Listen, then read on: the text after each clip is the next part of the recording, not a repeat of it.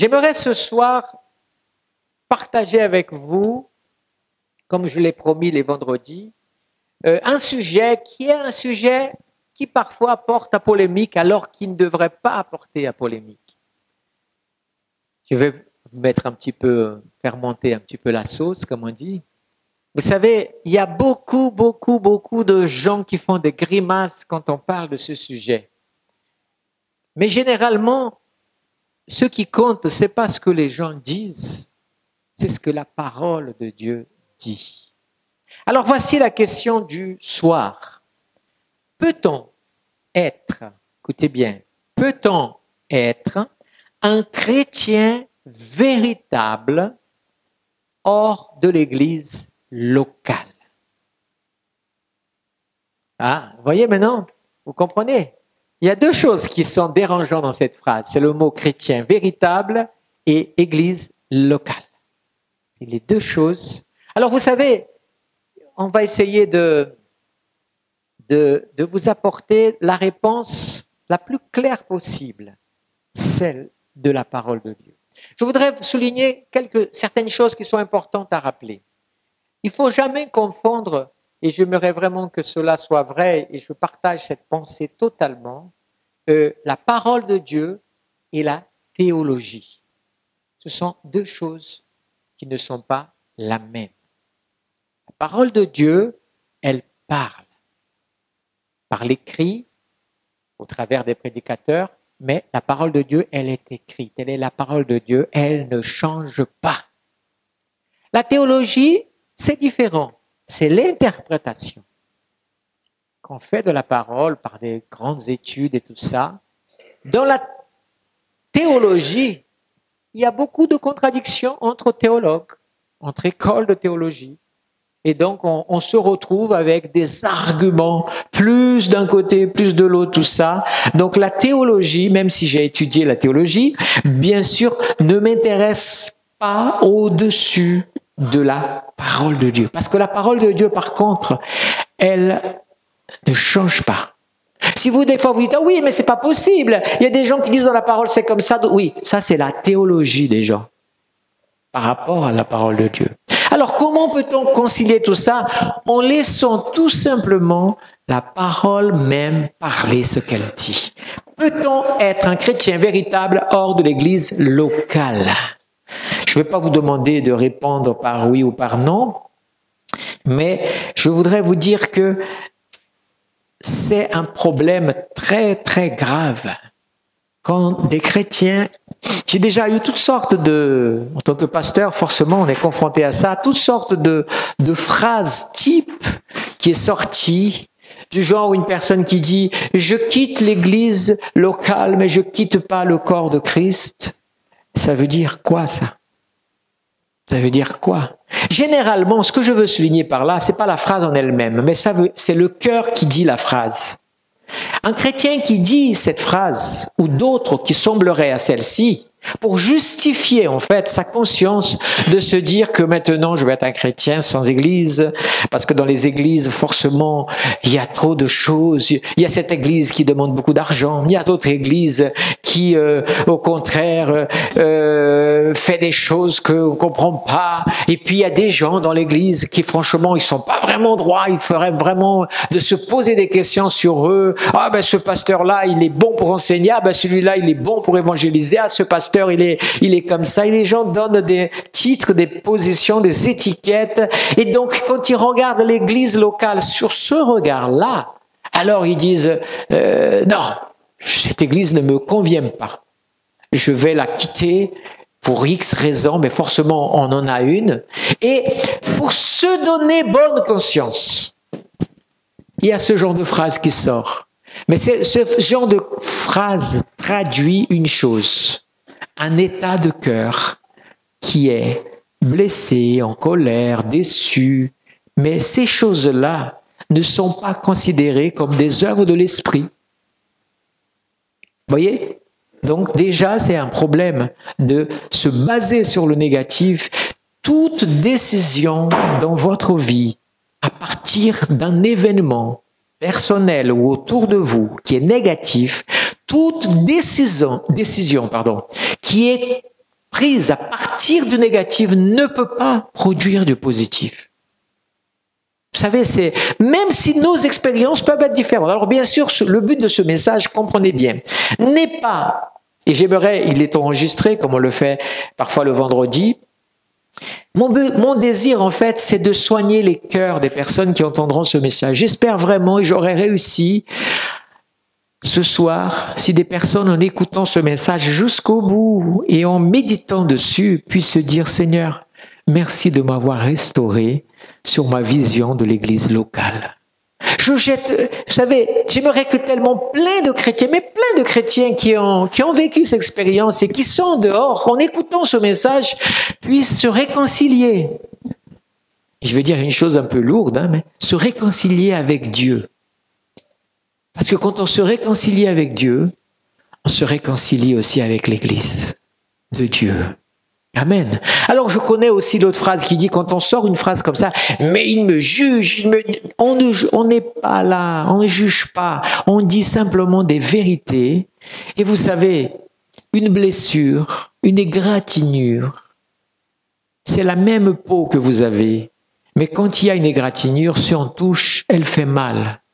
Quand il n'y a pas d'égratignure, on touche au même endroit et ça ne fait rien. Merci Saint-Esprit pour cette illustration. On est d'accord? C'est tout simple.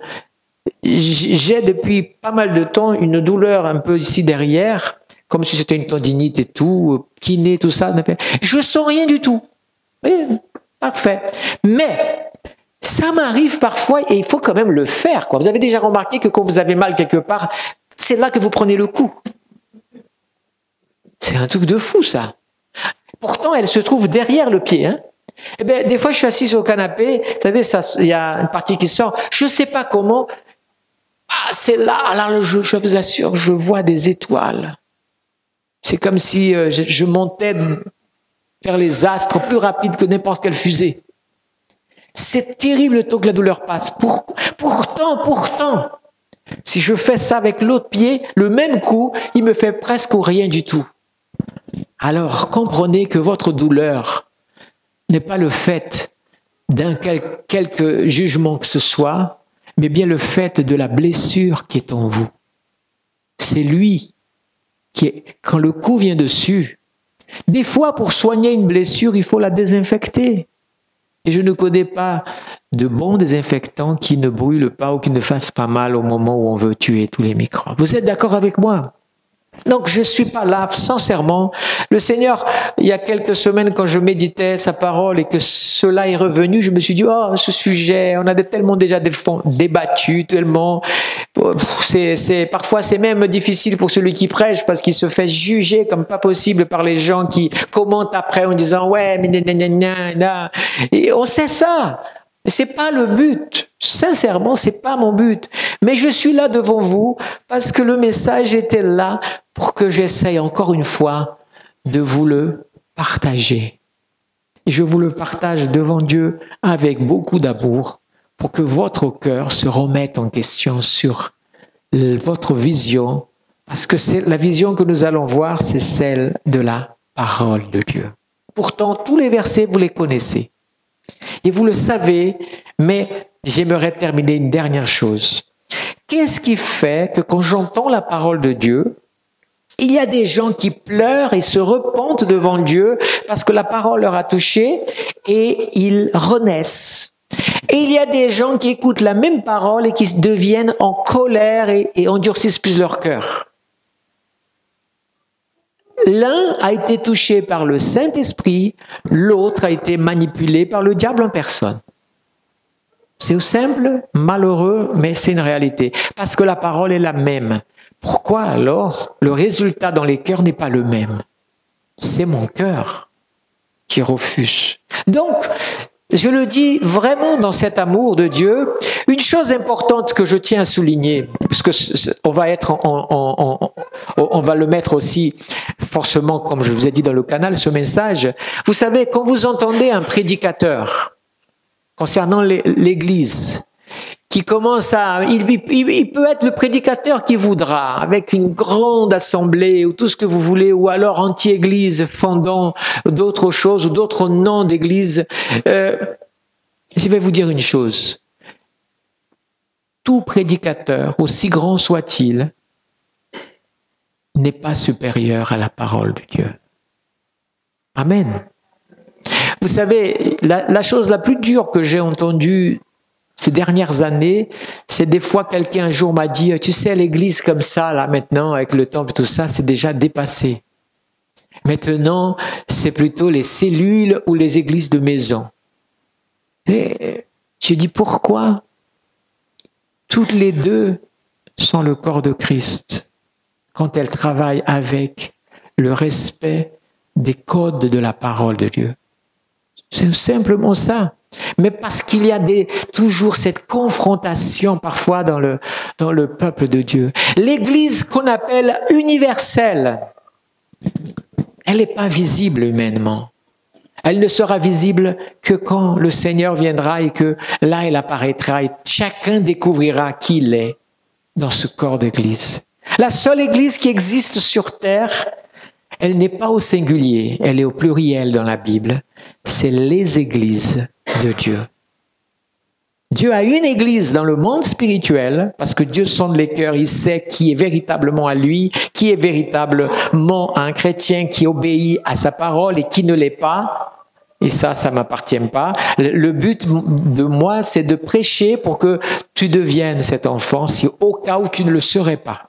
Mais le Saint-Esprit est le seul qui sonde les cœurs et les reins et qui connaît. Et l'enlèvement de l'Église n'est tout simplement que l'apparition de cette Église qui est de tout pays et de tout selon la décision de Christ d'après l'obéissance à sa parole.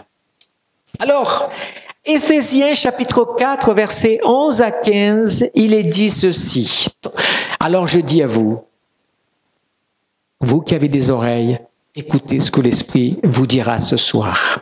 Père, je prie aussi que cette parole pénètre des cœurs le plus loin possible, le plus proche possible, et que tout ce qui a été construit dans les cœurs, qui a enfermé des pensées, qui a divisé des personnes, qui a fait des rivalités ou créé des blessures dans des vies, que toutes ces choses soient brisées au nom de Jésus-Christ et que ton cœur soit libéré pour que la parole de Dieu produise le pourquoi elle a été faite, pour apporter la vie.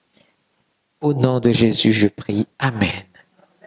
Éphésiens 4, 11 à 15 dit, « C'est lui qui a donné les uns comme apôtres, les autres comme prophètes, les autres comme évangélistes, les autres comme pasteurs et docteurs pour le perfectionnement des saints. Cela en vue de l'œuvre du service, de l'édification du corps du Christ. Jusqu'à ce que nous soyons tous parvenus à l'unité de la foi et de la connaissance du Fils de Dieu, à l'état d'homme fait à la mesure de la stature parfaite du Christ. Ainsi, nous ne serons plus des enfants flottants et entraînés à tout vent de doctrine, joués par les hommes avec leurs fourberies et leurs manœuvres séductrices. Mais c'est mon désir. En disant la vérité avec amour, nous croîtrons à tous égards en celui qui est le chef, Christ. Nous sommes dans cette période de jeûne et prière pour ressembler à Christ. Eh bien, que l'Église ressemble à ce que Christ a voulu.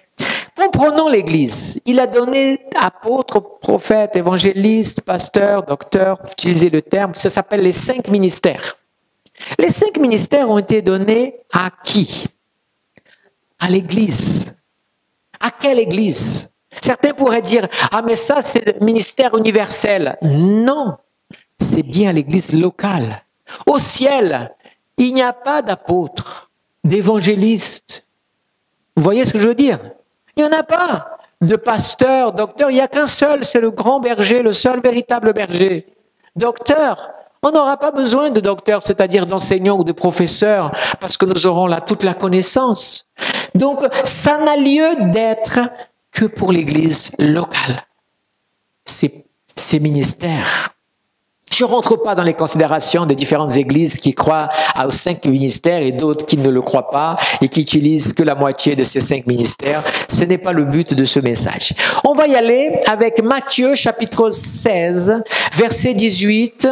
Jésus a dit cette phrase. « Et moi je te dis que tu es Pierre, et que sur cette pierre je bâtirai mon église, et que les portes du séjour des morts ne prévaudront pas contre elle. » Un de ces vendredis, je vais prêcher que sur ce verset.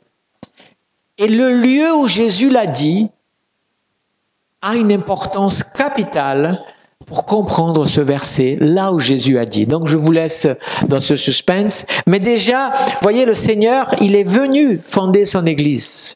Mais il n'a pas hésité à prendre un homme, Pierre, un de ses disciples, qu'on a bien vu au long ils étaient plusieurs. Après, il y avait 12 qui ont été choisis comme apôtres. Et ensuite, il y a eu 3 qui ont été préparés encore d'une façon plus grande. Et à un moment donné, parce que c'est la stratégie du Seigneur, il a voulu laisser un leader. Et il a mis Pierre pour le temps qu'il était là, pour être ce leader. Et Jésus, en disant ces choses, il est en train d'introduire Pierre devant les autres. Pourquoi? Parce que Jésus connaissait les disciples. Vous rappelez-vous au moment du lavement des pieds? Ils se battaient pour savoir qui était le plus grand. Donc Jésus préparait en disant, voilà, je vais préparer certains parce que Dieu a un appel pour chacun. Mais on n'a pas le même appel. La Bible dit que celui qui a le don de présider, qui doit bien présider, ça veut dire que d'autres n'ont pas le don de présider. Donc le Seigneur, en disant cela, il mettait Pierre dans une position qui était la sienne, d'être le responsable. Mais vous regardez que le fonctionnement de la première église qui est à Jérusalem fonctionnait d'une façon où Pierre était là, mais lui et Jean allaient au service et il y avait Jacques qui restait. Et on voit que Paul va dire, mais voyez, Pierre, il a été limité aussi dans sa divulgation. Il a toujours eu quelques problèmes. Le Seigneur a essayé de changer sa mentalité dans des choses, mais même là, il y a eu des difficultés. Quand il a fallu convertir le premier non-juif, Pierre, je ne mangerai pas ça. Vous savez, quand il a fallu vraiment que Dieu intervienne. Alors, quand il est allé chez Corneille, Pierre, son cœur avait peur. Il était là. Qu'est-ce qu'il a fallu qu'il arrive? Il a fallu que le Saint-Esprit, que ce baptême qu'il y avait eu à la Pentecôte, se passe chez Corneille pour que Pierre se serve de ça pour dire, vous voyez, si le Saint-Esprit les baptise, donc je ne peux pas leur refuser le baptême d'eau. Mais ça montre qu'il y avait un blocage. Et il y a des gens qui ont des blocages dans leur vie et ils avancent beaucoup plus lentement. Alors, c'est pas marqué comme ça dans la Bible, mais même si c'est écrit quand même, parce que Paul va dire, à Pierre a été donné le ministère pour les Juifs, c'est Paul qui le dit, et à Paul pour les païens. Pourquoi? Parce que Paul, lui, il avait une autre mentalité et le Saint-Esprit se sert pour faire avancer son œuvre. Il a dit avec Paul, je vais faire accélérer le processus de l'évangélisation dans le monde.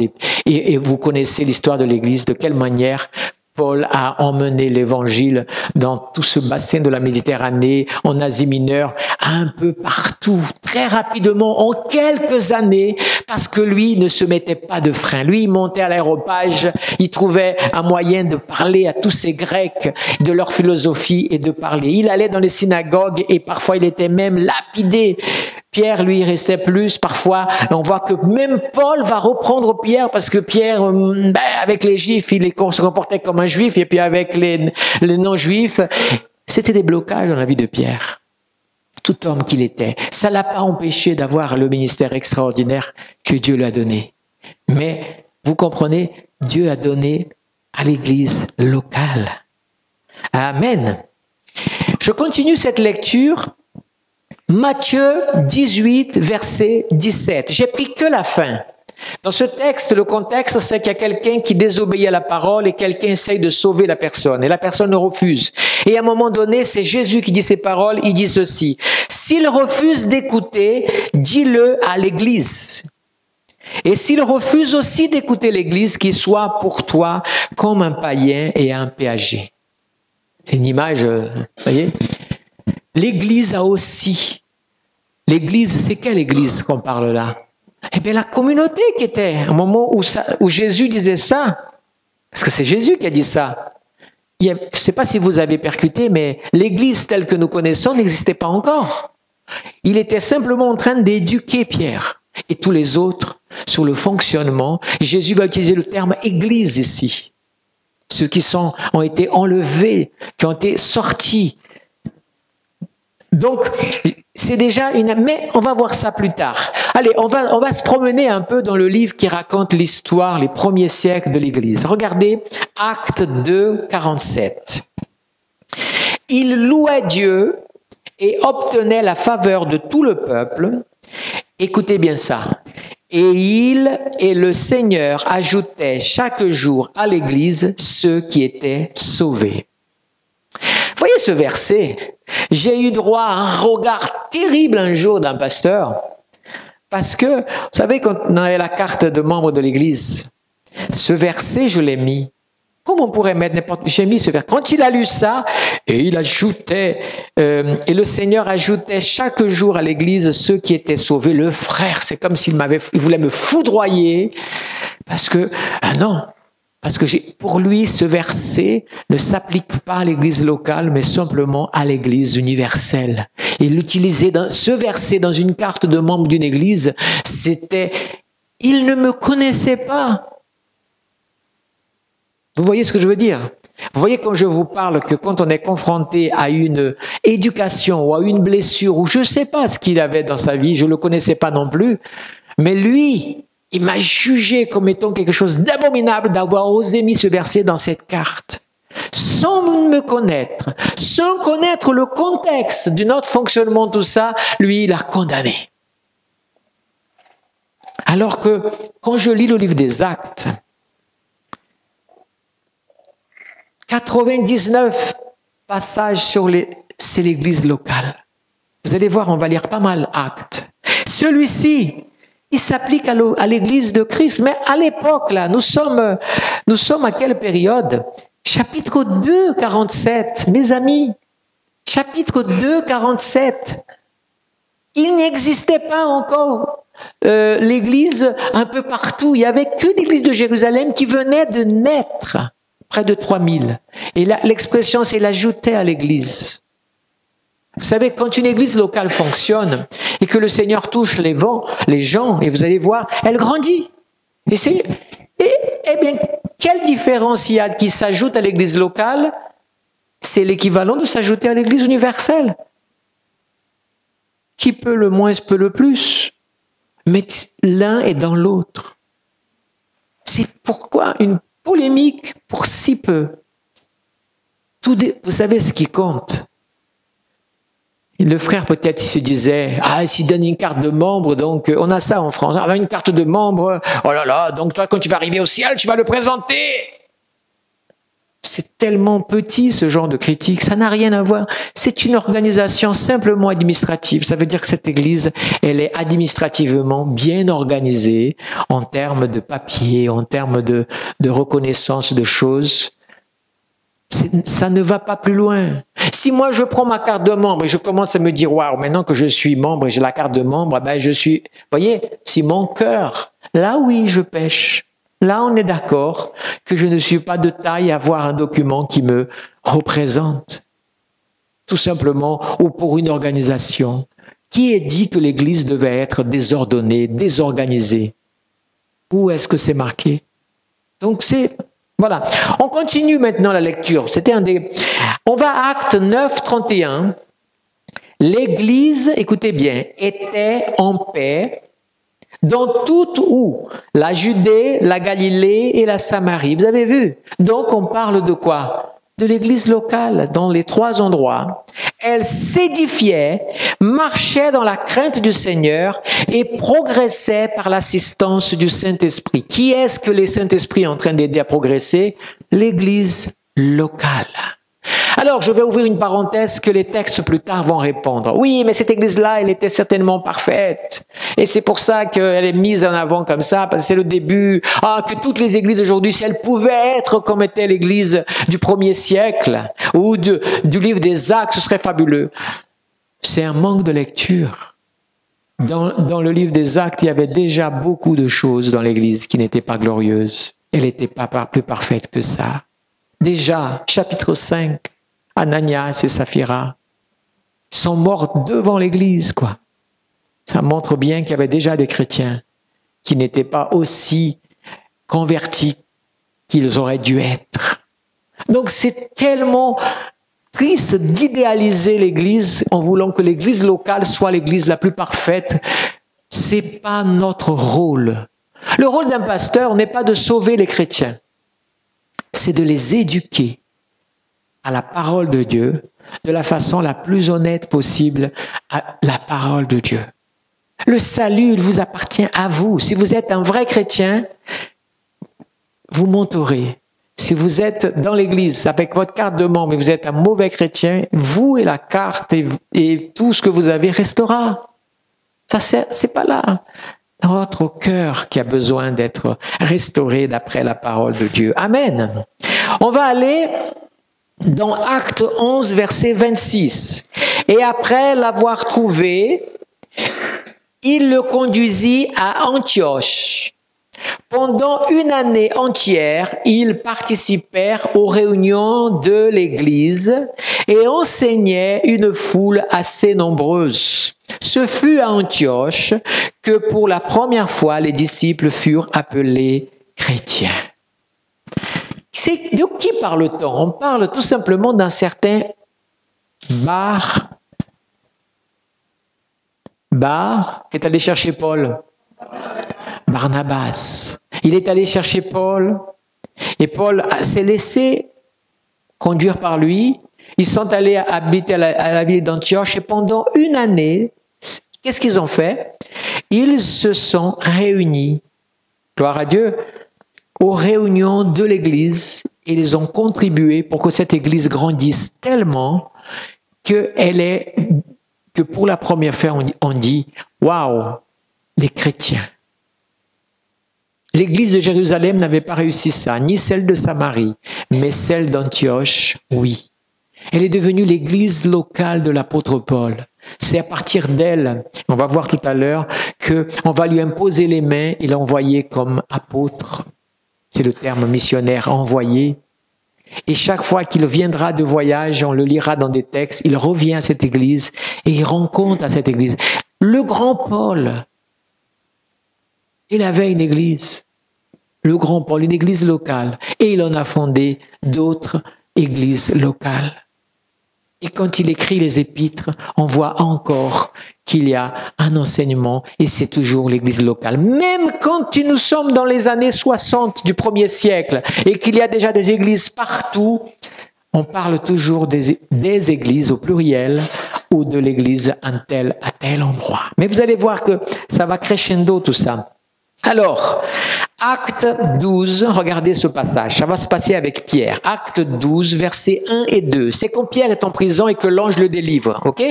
Regardez ce que dit le verset. Vers ce temps-là, le roi Hérode porta les mains sur quelques membres de l'église. Ok? Pierre était donc, verset 5, pardon, j'ai oublié le 5, j'avais avalé le 5, j'avais pas vu, j'ai pas noté, donc c'est pas grave, je le lis quand même. Pierre donc était gardé dans la prison sans relâche. La prière montait de l'église vers Dieu pour lui. Regardez, on découvre un des rôles de l'église locale. La solidarité quand quelqu'un est en difficulté. On arrive dans l'église, mes frères, nous allons nous réunir en prière pour notre frère Pierre. Il est en prison. Mes frères, on va se réunir ensemble pour un frère ou une sœur qui est malade et qui n'est pas là aujourd'hui à la réunion. Et tellement de choses. Vous savez, si individuellement, je vais vous parler de quelque chose de spirituel. moi tout seul, le Saint-Esprit agit en moi avec une puissance. Mais quand nous sommes en Église, pour ceux qui ont déjà connu ça, la puissance se multiplie par le nombre de personnes qui ont l'onction, elle est plus grande dans la manifestation. Pourquoi dans un certain temps, quand il y avait les grandes campagnes, c'était toujours dans ces rassemblements qu'il y avait tellement de choses extraordinaires, parce que ils étaient tous dans une unité, et cette onction, elle se multipliait par le nombre de personnes qu'il y avait là et qui laissaient. C'est juste ça. Et donc, elle prie l'Église. Et le verset 12, quand Pierre sort de prison, il est dit, verset 12, après réflexion, Pierre est sorti, il s'est dit, où est-ce que je vais me réfugier? Il a réfléchi et il est allé où? Il se rendit à la maison de Marie, mère de Jean, surnommée Marc, où un certain nombre de personnes étaient réunies et priaient. Amen. Le Dieu de l'univers. Mais il avait besoin de retrouver ses frères et sœurs qui priaient pour lui. Vous imaginez la fête que ça a été ce soir-là? Ils étaient là en prière. Oh mon Dieu, Pierre est en prison. Sauve-le. Tu es puissant. Ils ont déjà vu la gloire de Dieu. Et tout d'un coup, toc toc.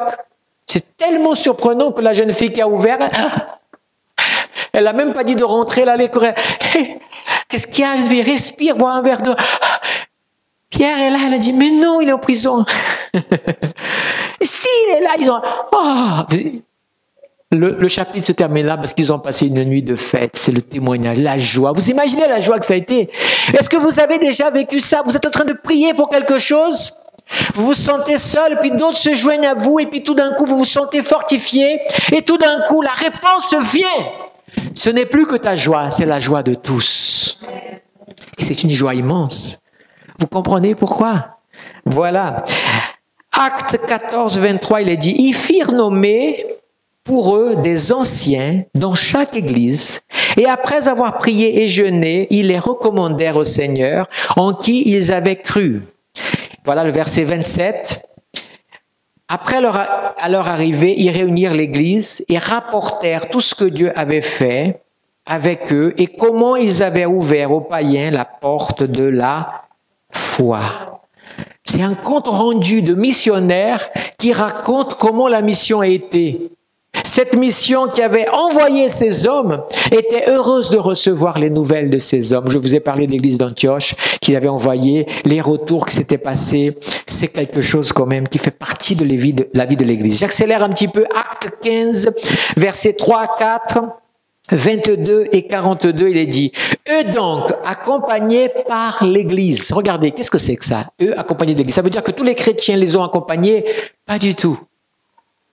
Quand quelqu'un va et que l'Église reste en prière, eh bien, elle accompagne spirituellement ceux qui vont. Eux, donc, accompagnés par l'Église, traversèrent la Phénicie et la Samarie en racontant en détail la conversion des païens et en causant une grande joie à tous les... C'est comme ça qu'on s'appelle, des frères et des sœurs, non, dans l'Église.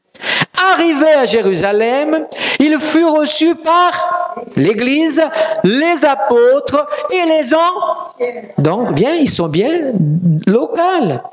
Et ils rapportèrent tout ce que Dieu avait fait avec eux.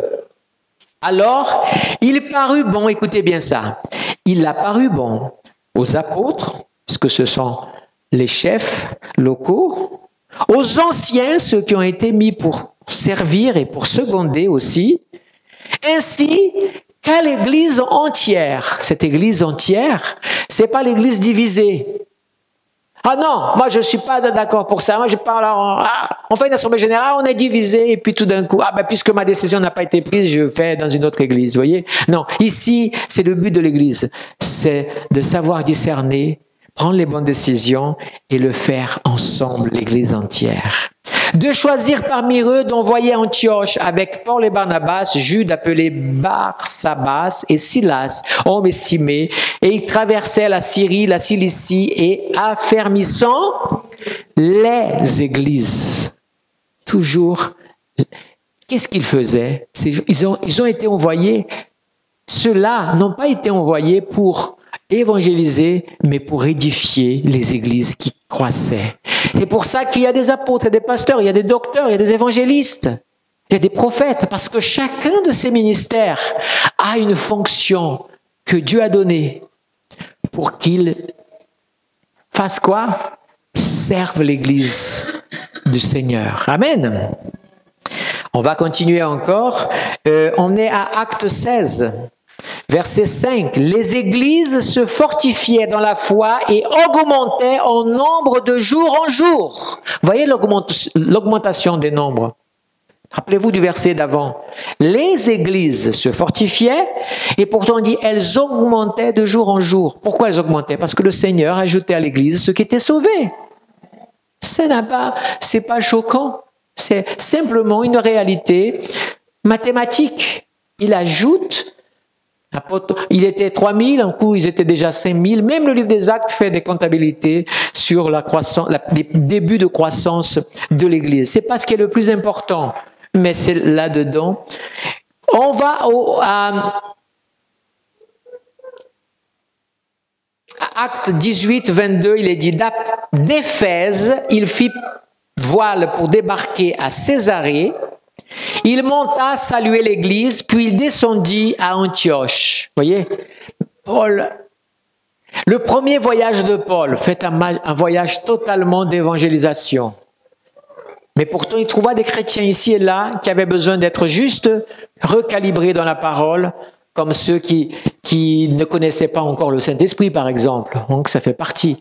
Dans le troisième voyage de Paul, il y a un acte d'évangélisation, mais il y a un acte aussi d'édification de l'Église qui a été fondée. Ils n'ont pas fondé ces églises et laissé. Mais maintenant, le berger, c'est le Saint-Esprit qui s'occupe, c'est Jésus. Nous n'avons plus besoin, nous avons fait notre travail. Notre travail n'est que d'évangélisation. Maintenant, ces églises vont se débrouiller tout seules. Non. Chaque église qui était fondée, il y avait une organisation pour s'en occuper.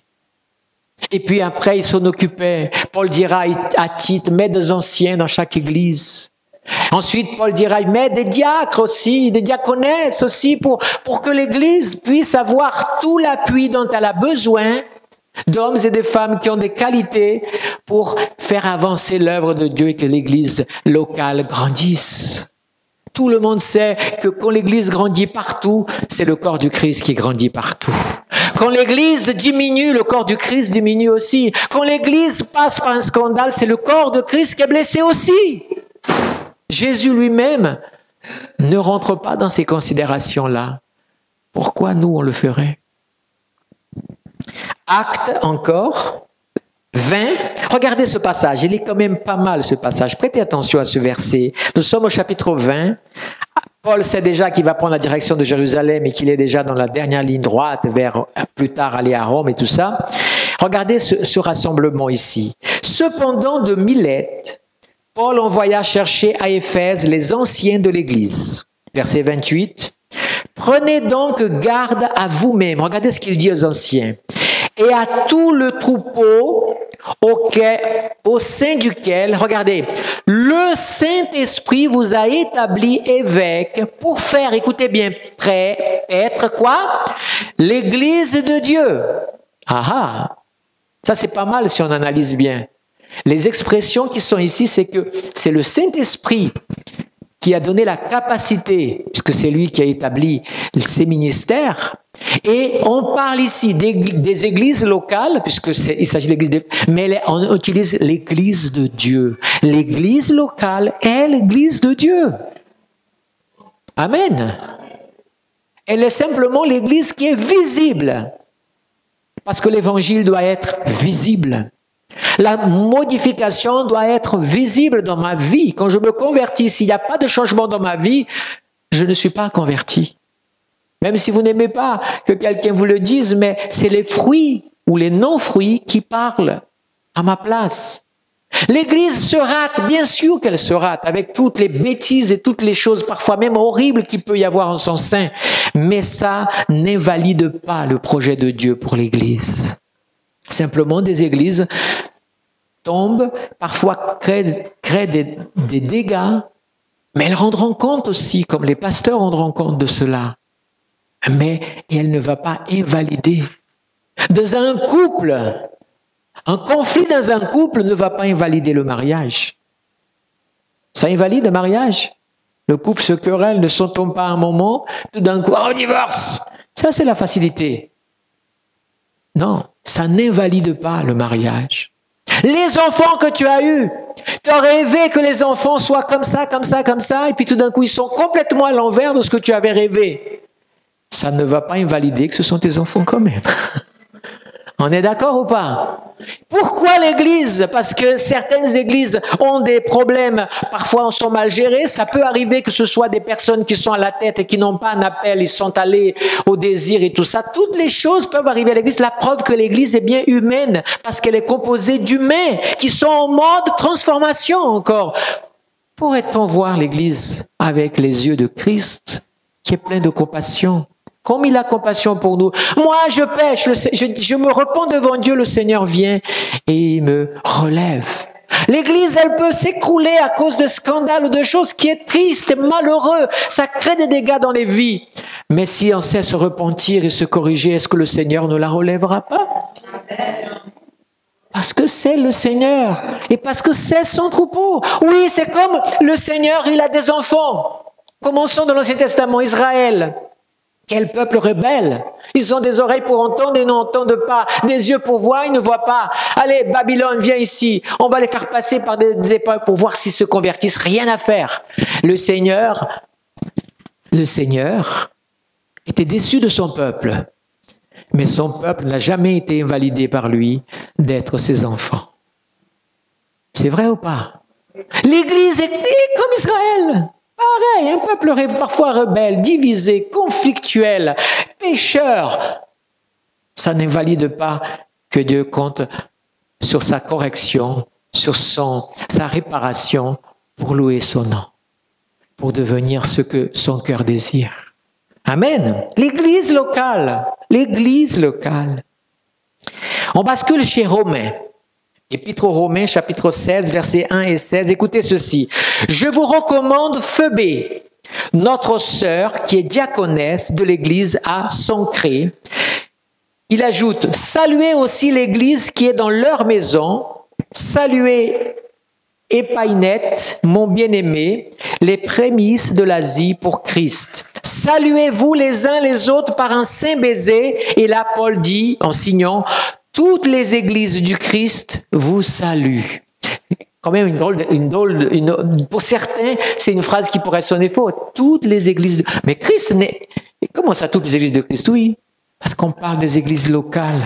Toutes les églises de Christ vous saluent. Il aurait dû dire l'église de Christ vous salue. Là, certains, ah oui, vous voyez, c'est au singulier, donc c'est l'église universelle. Non, c'est bien les églises de Christ, parce que elles sont comme notre corps, composées de différentes cellules. Amen.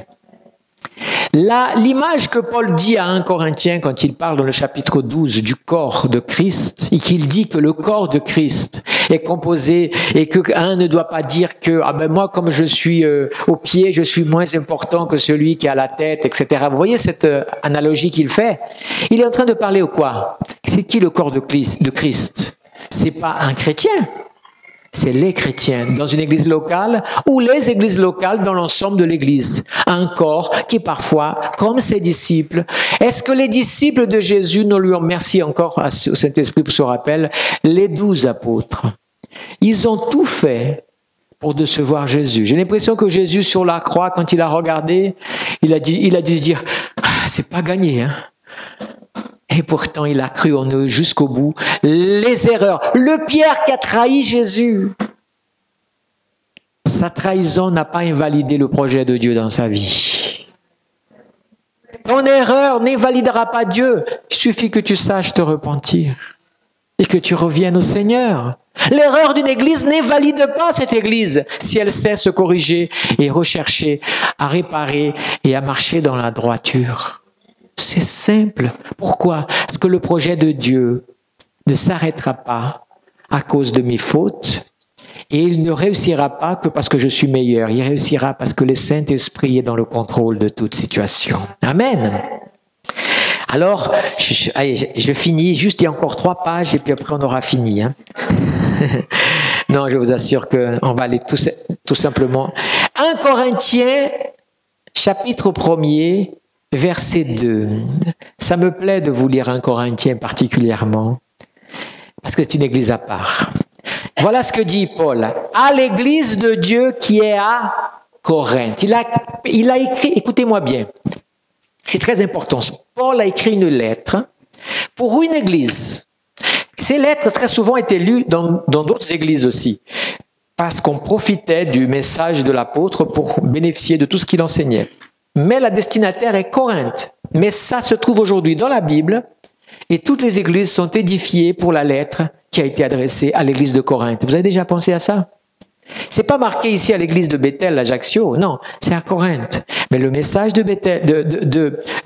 Paul à Corinthe, qui était un message aussi personnel pour cette église, eh bien, il a transcendé le temps et il touche Bethel Ajaccio et il corrige Bethel Ajaccio quand ses erreurs ressemblent à ceux de Corinthe aussi. L'église locale édifie une autre église locale.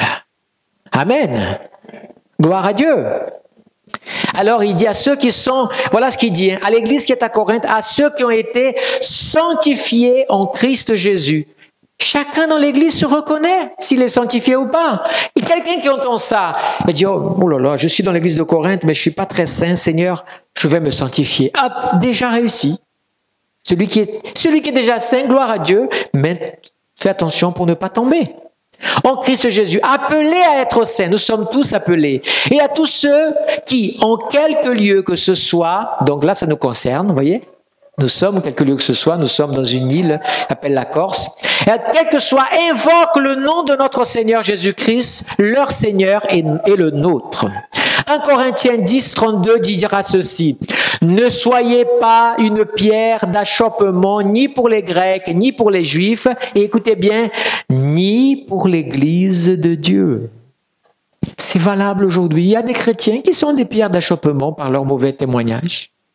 Mais le message est là, ne sois pas une pierre d'achoppement. Alors, quelles sont les solutions? Il faut cette pierre, il faut s'en débarrasser. Pas forcément. Tout dépend de la pierre. Il y a une place dans la maison du Seigneur pour toutes les pierres. La question, c'est que parfois, les pierres veulent tous être ces colonnes-là. Et non. Parfois, ta place, elle est là-bas au coin. Toilette des hommes. C'est utile. Ah mais pourquoi tu dis ça exprès pour vous donner le contraste vous avez l'impression que c'est... Non, c'est utile.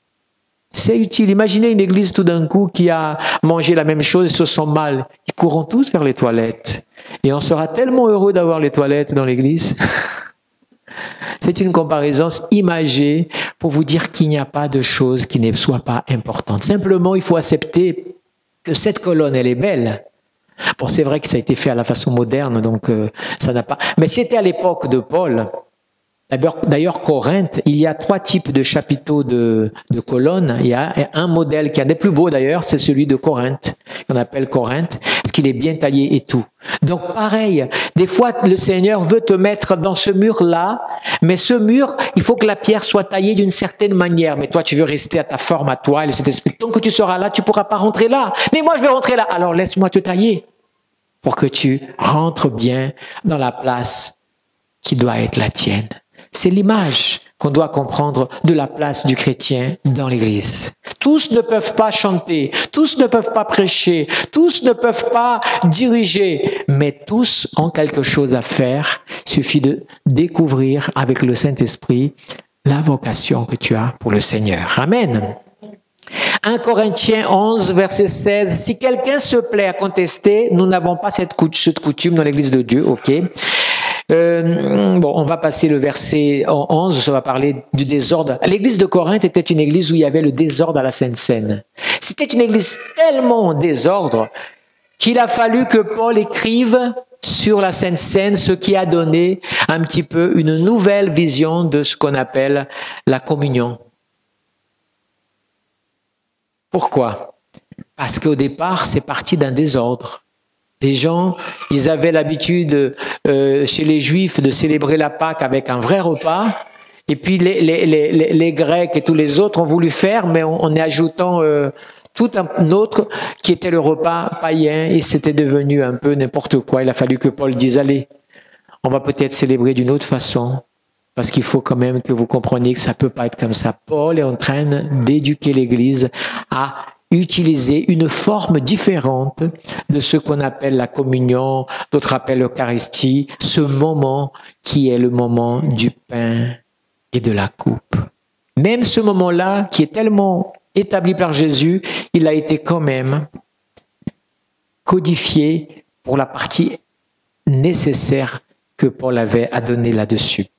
1 Corinthiens 15 dira ceci. Ah oui, non, alors, regardez, j'allais rater ça, enfin. 1 Corinthiens 12, verset 28. Et Dieu a établi dans l'Église. Ce verset répond au verset que nous avons lu au début, celui d'Éphésiens. D'accord? Et Dieu, mais écoutez comment la phrase est intéressante. Et Dieu a établi dans l'Église, premièrement, les apôtres. Deuxièmement, les prophètes. Troisièmement, et là tout d'un coup, on n'a pas l'évangéliste là, ni le pasteur, on a direct le docteur. Mais, qu'est-ce qu'on va voir? Dans d'autres versions, ça peut être une discussion, certains disent que pasteur et docteur parfois doivent faire un, parce que le docteur est l'enseignement, un pasteur a un rôle d'enseignement. D'enseignement, pas forcément de prédication, mais d'enseignement. C'est un rôle hyper nécessaire pour celui qui est un pasteur. Bon, mais c'est une parenthèse que je vous donne ici. Et après, il dit quoi encore, docteur? Ensuite, il y a le don. Là, on passe du ministère au don. Le don des miracles.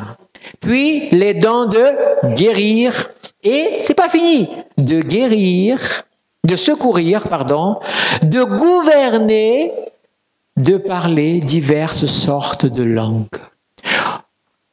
On a une étude aussi pendant les 40 jours qu'on va aborder ce passage pour comprendre les dons et les ministères qui se complètent d'une façon particulière. On fera ça aussi, donc on ne commentera pas. Mais vous voyez, Dieu a établi dans l'Église tout ça.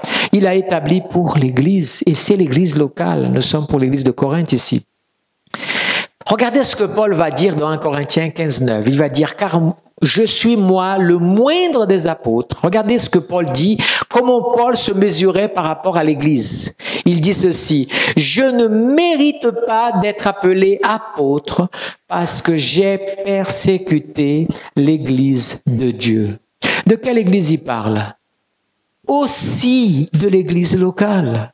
Le terme Église de Dieu, l'Église locale. À l'époque que Paul a persécuté l'Église, où est-ce qu'il allait quand il allait à Damas?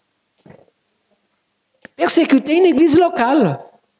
Paul ne frappait pas l'Église universelle que je ne peux pas voir. Je la persécute. Non, Paul persécutait les églises là où il savait qu'il y avait une église de maison ou qu'il y avait une église déjà un peu plus grande à un autre endroit où il persécutait. Et il s'est dit, j'ai persécuté cette église sans discernement. Mais quand il a reçu, il a dit, le Seigneur m'a tellement honoré que je suis apôtre, mais au fond de moi, il dit, je ne mérite pas d'être l'apôtre d'une église que j'ai persécutée, l'église de Dieu. Mais c'est justement parce que Paul avait ce sentiment que le Seigneur l'a honoré. Il n'avait pas le sentiment du « je mérite le poste dans lequel j'occupe ». Parfois, les chrétiens se bagarrent pour un poste dans l'église. Moi, on m'enlève de la louange, je quitte l'église. Moi, on m'appelle plus pour prêcher, je vais ailleurs, je prêche ailleurs. Non, bien-aimés, tout ce que nous avons est un privilège de Dieu pour notre vie. Ce sont des enfantillages parfois, ces choses, d'ego qui ont perdu. Paul dit, je ne me sens pas digne. Et c'est parce que quand tu te sens pas digne que le Seigneur te rend digne. Amen. Allez, encore un petit peu, on accélère ici. Il est dit dans 1 Corinthiens 16, Paul, écoutez ça. Je vais vous lire ce verset, plutôt 2 Corinthiens 11, 8, où il est dit, regardez ce que Paul dit. J'ai dépouillé d'autres églises en recevant d'elles un salaire pour vous servir. Qu'est-ce que Paul est en train de dire? Qu'il recevait de l'argent de certaines églises locales, que les gens présentent Paul comme ne recevant jamais de l'argent. J'ai déjà vu des pasteurs écrire dans leur profil, moi je ne reçois pas de salaire, comme qui dirait comme Paul, je travaille pour... C'est une hypocrisie ça. La Bible dit que tout travailleur... Il y a des églises qui ne peuvent pas avoir un pasteur et subvenir aux besoins. Et alors oui, moi il m'est arrivé d'être pasteur à des endroits tout en travaillant et pendant des années servi comme ça. C'était la réalité. Mais quand le Seigneur a béni que j'ai pu me donner à 100% à l'église. Et Paul, lui, il dit qu'il a reçu des salaires d'autres églises pour aider d'autres églises. Vous savez, c'est l'œuvre missionnaire. C'est pareil. Des fois, on ne peut pas envoyer tout le monde, mais il y en a un qui a appelé et t'a envoyé et dit, frère, tu vas faire quoi? Je vais fonder une église là-bas. Ok, ben nous, on bénit le Seigneur parce que l'église a été bénie, elle a grandi, on a les moyens, on est organisé financièrement, on va soutenir financièrement pour que tu fasses l'œuvre là-bas.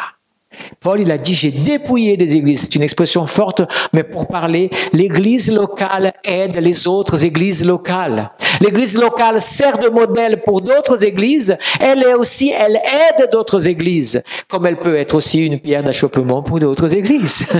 Mais c'est triste, mais c'est pas ça que nous devons retenir. Je vais aller directement dans 1 Timothée 3,5. Écoutez ce passage. Car si quelqu'un ne sait pas diriger sa propre maison, comment prendra-t-il soin de l'église de Dieu? De quoi on parle encore là? De l'église locale appelée église de Dieu. Mais si je tarde, dira au verset 15, tu sauras ainsi comme il faut se conduire dans la maison de Dieu, qui est l'église du Dieu vivant, la colonne et l'appui de la vérité. Waouh! Là, je pouvais pas ne pas lire ce passage. Parce qu'il parle de qui, là? De quelle église qui représente ça? L'église locale. Localement, toute église, c'est pour ça qu'il y a des églises qui parfois payent des prix chers, parce qu'elles ne sont pas cela. Elles sont autre chose. Je ne cautionne pas, je ne défends pas, je ne jette pas la pierre quand une église est déjà en train de s'effondrer, loin de moi. Mais je suis aussi capable de dire, comme ça m'est déjà arrivé à des pasteurs qui parfois, en discutant, en disant, comment tu trouves l'église, qu'est-ce que tu penses de notre église, telle fonction, je dis, écoute, c'est le genre de question piège, ce genre de truc là. Tu es sûr que tu veux entendre? C'est juste un avis. L'église, peut-être que vous êtes déséquilibré sur ça, parfois c'est sur les dents. Il y a des églises qui sont tous sur les dents, ils n'ont pas d'édification, n'ont pas d'enseignement, c'est un problème. Alors on peut donner un avis, et parfois, des fois il n'est pas faux, parfois il est vrai aussi, ce qui est exactement la même chose. Vous voyez, mais il dit, si je n'arrive pas à temps, sache comment tu dois te conduire, car l'église conduire dans la maison de Dieu. Donc, maison de Dieu, c'est quoi? C'est l'église locale, c'est le bâtiment, même si le bâtiment n'est pas l'église, mais parfois on l'utilise pour indiquer l'adresse où se réunit l'église. C'est simplement une assimilation. Et pas un débat théologique sur c'est pas le bâtiment qu'est l'église, arrête de dire que c'est une église. C'est un langage qui est dans notre...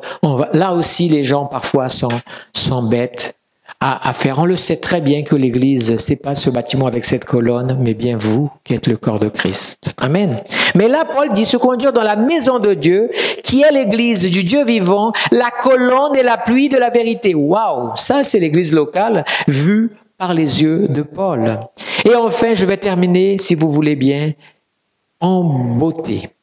2 passages qui arrivent dans les églises. La Bible ne cache pas. Dans la 3e épître de Jean, il est raconté que Jean avait écrit quelques mots à une église, mais il y avait un frère là-bas qui s'appelait Diotrephe. Il aime être le premier dans l'église, et qu'est-ce qu'il fait? Il ne reçoit pas les frères qui sont de passage, et il les empêche et les chasse de l'église. Oui, il y a des pasteurs, oui, il y a des dirigeants qui se comportent d'une manière terrible. Et ils sont un contre-témoignage à ceux qu'est. Mais ils rendront compte. Mais cela n'invalide pas, parce qu'une église à tout faux n'invalide pas l'église locale. Amen. Allez, maintenant, en beauté, Apocalypse. Qui connaît le livre de l'Apocalypse? C'est le livre des révélations. C'est le livre prophétique du Nouveau Testament. Vous vous rendez compte pour qui a été écrit ce livre de 22 chapitres? Pour qui il a été écrit? Pour 7 églises locales. Mais son message sert, parce qu'il parle aussi de choses extraordinaires, elle sert toutes les églises qui le liront. Alors, tu voulais me dire qu'un livre de prophétie, comme le livre de l'Apocalypse, avec toutes les complications d'interprétation et les écoles d'interprétation qui sont attachées à l'église d'Apocalypse, mais qu'on ne peut pas nier, et c'est une interprétation juste, qu'il a été écrit à la base pour 7 grandes églises qu'il y avait à l'époque de l'apôtre Jean à la fin du 1er siècle, des églises d'Asie mineure. Et voilà ce que quelques morceaux de ce livre. Déjà, regardez la vision de Dieu de l'Église. Parce que là, ce n'est pas une vision du pasteur, une vision humaine. C'est la vision de Dieu lui-même, de l'Église locale. Amen. Vous voulez entendre? C'est le chapitre 1er. Chapitre 1er, versets 4, 11 et 20. Jean, donc, destinataire, l'expéditeur et le destinataire, Jean, aux 7 églises qui sont en Asie. Que la grâce et la paix vous soient données de la part de celui qui est, qui était et qui vient, de la part des 7 esprits qui sont devant son trône. Verset 11. Qui disait, des voix qui disaient, ce que tu vois, écrit dans un livre, et on voit à qui? Aux 7 églises, et là on les nomme. Éphèse, on a déjà entendu parler d'Éphèse, hein? Smyrne, Pergame, Thyatire, Sardes, Philadelphie et Laodicée. Laodicée aussi on le trouve. Verset 20, maintenant on va interpréter. Quant au mystère des 7 étoiles que tu as vu, dans la main droite, celui qui l'a vu, c'est l'apparition de Jésus, mais glorieuse, et il avait dans sa main 7 étoiles. Et là, on est en train de dire que ces 7 étoiles sont les anges des 7 églises. C'est-à-dire, quels sont les anges? Les pasteurs ou apôtres ou docteurs qui sont à la charge de ces églises sont comme des étoiles dans la main de Dieu.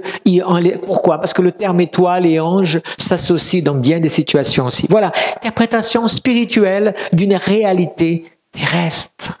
Et comme Dieu voit, et si l'Église voit aussi, alors elle est en accord avec la vision qui est celle de Dieu aussi. Amen. Les 7 étoiles sont les 7 anges des 7 églises et les 7 chandeliers sont les 7 églises. 7 chandeliers, mes amis, 7 menorahs. Ça veut dire que chaque église doit avoir en elle toutes les qualités comme ce qu'il y avait dans l'ancien temple, dans le lieu saint et très saint.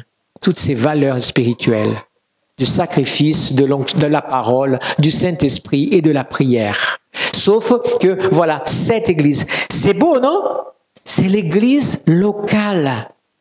Alors, on termine avec, ici, ce que nous venons de voir, c'est toutes les révélations du dernier livre pour l'église et de la part de Christ. Apocalypse 3, 22. Que celui qui a des oreilles écoute ce que l'Esprit dit aux églises. On parle à l'ange qui est à l'église, mais le message est pour l'église. Paul à Corinthe. Paul à la Gaule. Certains pensent que la Galatie, c'est la Gaule, la France. Mais il y a aussi, c'est un débat, on va rentrer là-dessus, ok? Paul aux Philippiens, aux Thessaloniciens. Amen. Et enfin, le dernier, et c'est la conclusion, le dernier chapitre du livre de l'Apocalypse. On a vu dans le premier chapitre, ça a commencé pour l'Église. Et là, au dernier chapitre, qu'est-ce qui se passe? On est en train de montrer déjà le ciel, la gloire, des choses, waouh!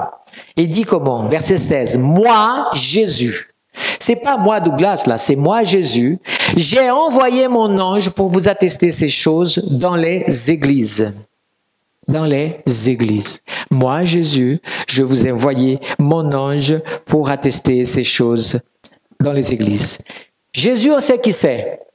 Les églises, on sait qui c'est. C'est qui l'ange qui dit là pour attester ça aux églises? Jean. C'est bien Jean qui a la vision. C'est bien Jean qui est monté au ciel et qui a vu tout ça. Et qui après il va sortir de Patmos et il va encore. Vous savez que Jean a écrit l'évangile de Jean après Patmos? L'évangile de Jean est tellement particulier, c'est pour ça qu'il est très particulier, parce qu'après avoir connu des vérités beaucoup plus profondes, il a écrit l'évangile de Jean beaucoup plus tardivement que les 3 autres évangiles. C'est pour ça qu'il n'est pas synoptique par rapport aux 3 autres, Matthieu, Marc et Luc. Jean a été écrit après, c'est-à-dire certains même disent qu'il a été écrit même après le livre de l'Apocalypse en termes d'écriture quand il a écrit, mais voilà, il était, et le langage de Jean, comme les épîtres de Jean, ça coule un amour extraordinaire. Cet amour vient d'où? Vient de toutes les révélations qu'il a reçues. Mon ange, Jésus est en train de dire, parlant de son serviteur Jean. Alors, j'ai fini avec cette question. À la lumière de la parole de Dieu ce soir, quelle est la réponse que vous pourriez apporter? Est-ce qu'un chrétien véritable? Est-ce que la question c'était quoi encore? Elle est... Peut-on être un chrétien véritable hors de l'église locale? Ma réponse à moi, c'est non.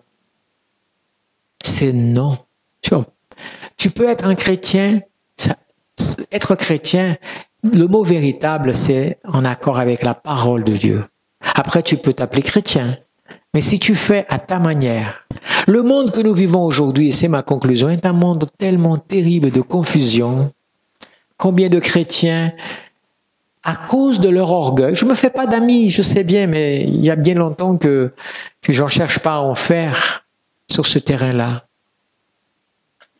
Il y a des gens, purement par orgueil, ne trouvent plus leur place dans des églises locales, préférant rester derrière un écran à suivre un culte le dimanche.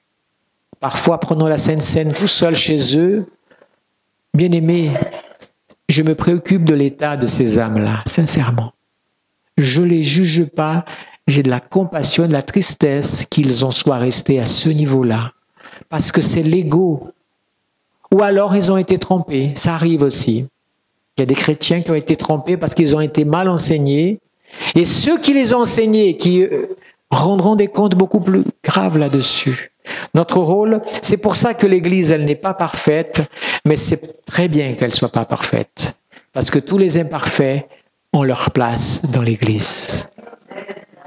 Amen. Et c'est ensemble que nous travaillons pour. Et c'est pour ça que nous sommes invités pendant ces 40 jours à rechercher celui qui est parfait. Seigneur, je veux être comme Christ.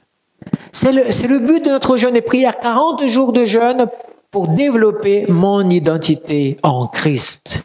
Et si nous arrivons à l'église, on pourra dire c'est gagné. Parce que c'est Christ notre modèle. On peut baisser la tête et peut-être prendre 5 minutes et demander au Seigneur. Je demande à toutes les personnes qui vont vu cette vidéo et qui vont la voir. Je prie pour vous que votre cœur ne soit pas troublé par ces mots. Ne laissez pas l'adversaire tromper votre cœur. On vous juge pas, on vous aime. Et on aimerait tellement que vous retrouviez là où vous êtes, à l'endroit où vous êtes. Il y a votre place, votre chaise vous attend. Et l'Église, soyez patient avec elle parce qu'elle est imparfaite, mais elle sera patiente avec vous parce que vous êtes imparfait aussi. Et c'est Christ que nous devons imiter, c'est à lui que nous devons chercher à grandir et à développer. Que le Seigneur vous bénisse. Seigneur.